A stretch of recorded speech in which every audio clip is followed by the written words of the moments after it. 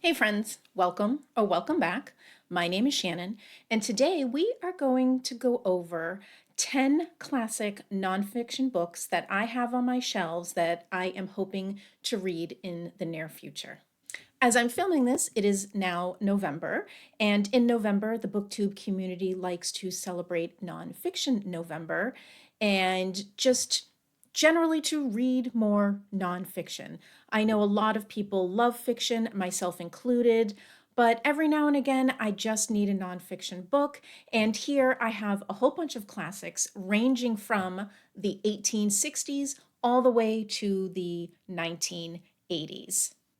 The first book on my list is Incidents in the Life of a Slave Girl by Harriet Ann Jacobs. Now, this was published in the 1860s, and it's exactly what the title is. Harriet Jacobs, who at the time wrote under the pseudonym Linda Brent, she relates the story of her girlhood and adolescence as a slave in North Carolina and her eventual escape.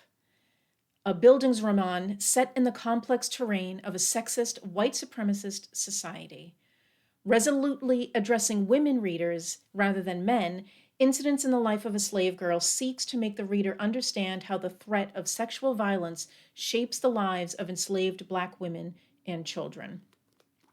So, this is going to be a very informative and very important read. Next, we have a memoir of Jane Austen. You know that I cannot get through a video without, at least mentioning Jane Austen. So this is by Jane Austen's nephew, James Edward Austen-Leigh. So it's called A Memoir of Jane Austen and Other Family Recollections. So this was published in the 1870s when Jane Austen had already been dead for like 50 years, I think, at this point. And she was gaining such popularity in literary circles that her family got together and her nephew wrote this memoir. From what I understand, there's a few things in here that we attribute to Jane Austen because her nephew said them, but we don't actually know if they were exactly the words that she said. So one of the things that I believe is in this book that Austen-Leigh says is how when Jane was writing Emma, she said that she was going to create a heroine that nobody but her would like. I believe Austen-Leigh says that. It's never actually in Jane Austen's words. It's not in her letters. I read all of her letters early this year. It wasn't mentioned in there. So I'm interested in seeing how her family recollects her after 50 years. I mean, memories aren't always reliable, but this is what we've got. So looking forward to reading that. Next is Testament of Youth by Vera Brittain. Now, this was published in the 1930s, but the setting is during Britain's time from the First World War. In 1915, Vera Brittain abandoned her studies at Oxford to enlist as a nurse in the armed services. Before the war was over, she had served in London, Malta, and close to the Western Front in France, and she had lost all the men she loved. Out of that experience came this cauterizing book, at once a memoir and an elegy for the bright, passionate generation who came of age on the eve of the war and vanished in its trenches. So this is going to be an absolute fascinating read from the perspective of a woman who was there during the First World War. Now we're moving into the 1920s with A Daughter of the Samurai by Etsu Inagaki Sugimoto. I apologize if I did not say that correctly. And this was published in 1925, and it is a memoir. And Etsu Inagaki Sugimoto was the youngest daughter of a renowned samurai born during Japan's last days of feudalism. Originally destined to be a Buddhist priestess, Etsu grows up a curly-haired tomboy in snowy Echigo, certain of her future role in her community. But as a young teenager, she is instead engaged to a Japanese merchant in Ohio, and Etsu realizes she will eventually have to leave the only world she has ever known for the United States. So you have a young Japanese girl, daughter of a samurai, coming to America in most likely the probably before the 1920s if she wrote this in 1925. And just, I can't even imagine the culture shock that she would have experienced. So this is definitely going to be an interesting read. We're sticking around in the 1920s for one more book, and that would be A Room of One's Own by Virginia Woolf. And this is was written in 1929 and is a witty, urbane, and persuasive argument against the intellectual subjection of women, particularly women writers. Virginia Woolf is very famous for her fiction, but she is equally famous for her nonfiction, for her essays, for her criticisms on literature. And I am really excited to get to this. I have read some of Woolf's short stories, and I'm not going to lie, I don't really get along with them. But I haven't read any of her full-on books, and I have not read her nonfiction yet. So I am probably going to start with the nonfiction, which is this, and looking forward to it. So now we're going to move into the 1940s and 50s, starting with Life with Picasso by Francoise Gilot. I hope I'm pronouncing that correctly. I apologize. And although this was published in the 60s, Francoise Gilot is writing about her life with the famous painter Picasso in the 40s and 50s. So apparently she was in her early 20s when in 1943 she met the 61-year-old Pablo Picasso. So he was in his 60s, she was in her 20s. Brought up in upper middle class comfort and educated at Cambridge and the Sorbonne in the hopes that she would go into the law, the young woman defied her family's wishes and her father's fury and set out to become an artist. Her introduction to Picasso led to a friendship, a love affair, and a relationship of 10 years during which she bore him 2 children, Paloma and Claude. So I don't know a whole lot about Picasso. I did visit the Picasso Museum in Spain several years ago, and it was absolutely fascinating, but I don't know much about the man himself or any of his partners. So this is definitely going to be interesting. Next, we have Letters to Milena by Franz Kafka.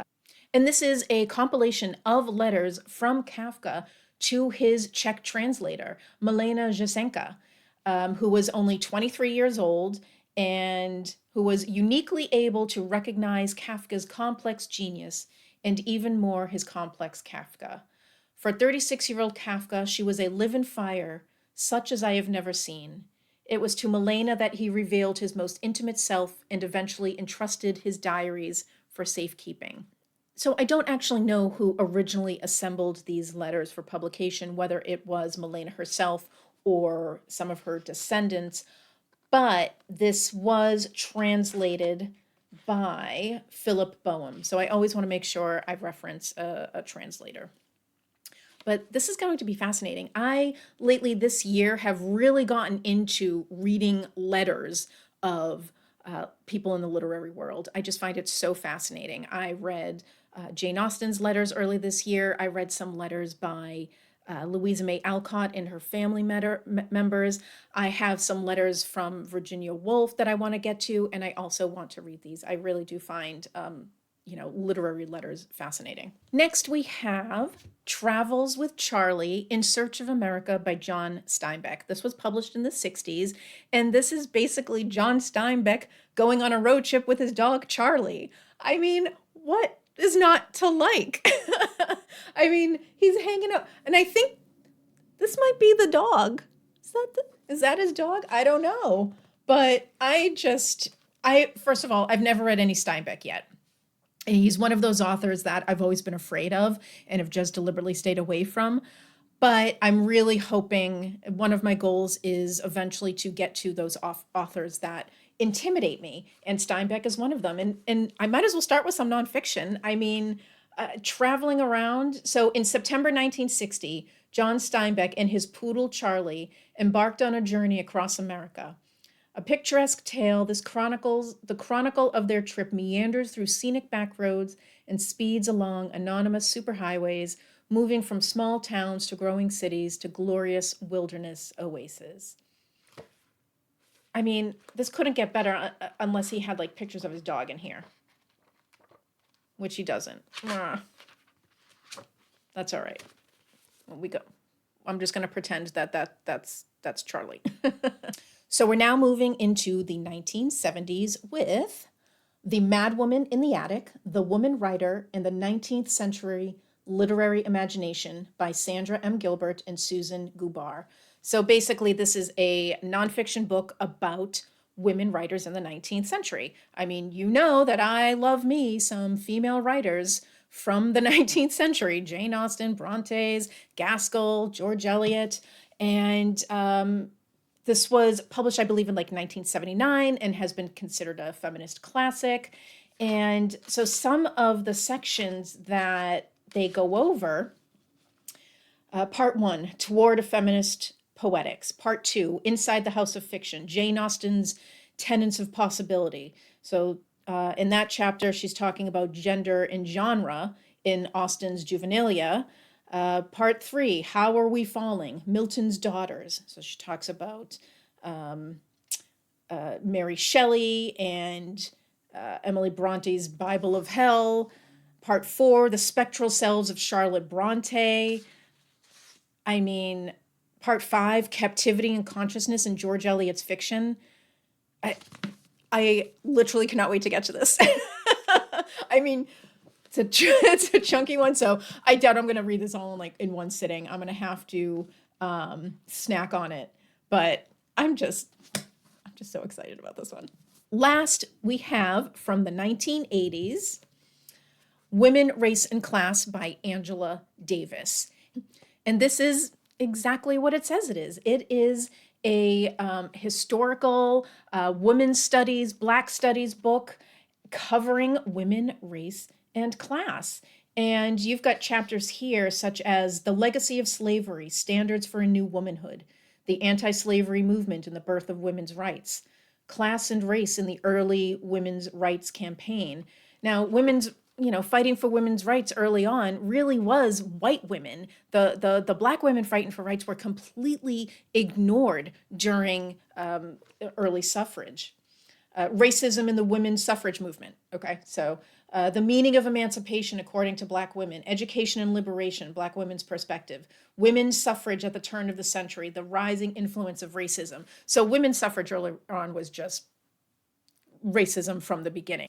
I'm surprised I didn't read this when in college. I studied theater and women's studies in college, but I don't recall ever reading this. So I need to rectify that because this needs to be read.